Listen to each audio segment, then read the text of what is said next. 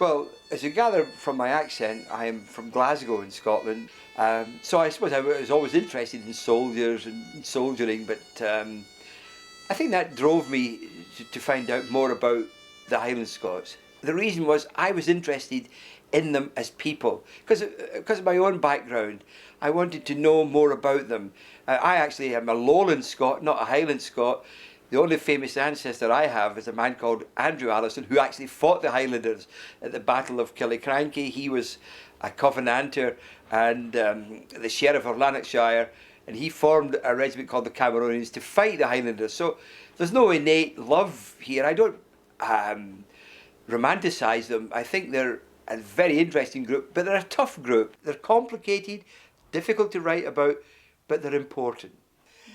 The 78th Fraser Highlanders was the last British regiment to enlist a great many mercenaries from various armies in Europe. They played a major role in the defeat of Montcalm on the Plains of Abraham. They brought in a great many immigrants after they were given land in North America. And last, they generated many of the changes, many of the improvements, much of the modernisation that happened in North America after 1763. At this time, Scotland was going through something called the Scottish Enlightenment. That meant enormous changes in philosophy, David Hume, in economics, Adam Smith. These great changes didn't just affect philosophers or thinkers, it affected ordinary people. Scotland was developing a huge infrastructure that led to the Industrial Revolution. It's one of the most important changes in history. James Watt and his steam engine. That's one of the most important inventions ever made. Now, at the same time that Scotland was moving to modernity, the Scots were moving to North America. And so they brought modern ideas with them, involving agriculture, involving production, involving steamboats, and so on. So this explains what happened. The Fraser Highlanders acquired ideas, attitudes, values, whatever you like to call it, from the Enlightenment, and they developed that in Canada. One of the reasons the book is unique is that it uses a great many diaries, letters, orderly books that they actually wrote themselves, and I use their words to describe their life.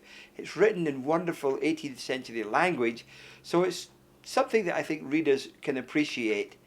The book uses the regiment as an entry into other people's lives. And what I do is I looked at their lives before joining the regiment, what they did in the regiment, and then I follow them afterwards.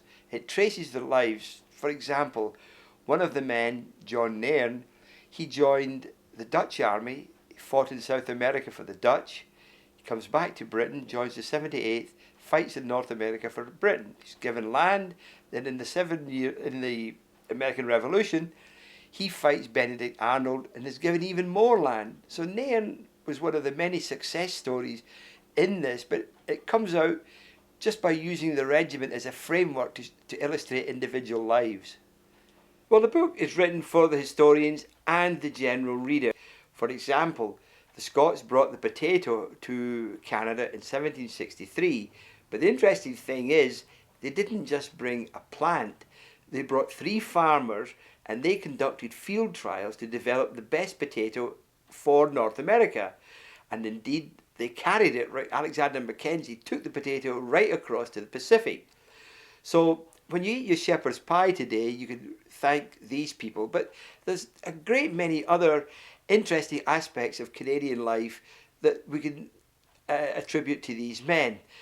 Another simple example is banking. Everybody uses banks, but what people don't realise, it was John Richardson, a Highland Scot, who developed the banking system in Canada. Canada's banks are based on branches, which is exactly the same as the Scots pattern. So our modern lives are touched by a great many different things, and I've put lots of little stories in there. So these influences, I think, show in a great many different ways. It's not just bagpipes, although bagpipes, there are more pipe bands in Ontario than there are in Scotland. In fact, the World Championship pipe bands are called the 78th Fraser Highlanders. One group is based in Vancouver, the others in Toronto, and they've won the World Pipe Band Championship several times.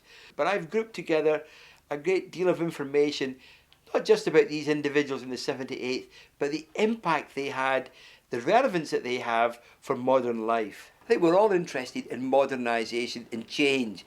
Well, I show how these people were changed by the wars they went through, but I also show how they changed North America. It's a two-way street there. So it's a complicated idea, but I think I write it fairly simply, fairly easily to understand, but it's important. And I think it's important for historians as well to realise what happened, because much of the story of the Highland people in North America has been distorted by historians. Like the native people, like French Canadians, like African Americans, the Highlanders were ignored. Well, I think it's time to get rid of that. I think it's time to remember what they did in the past that affects us today.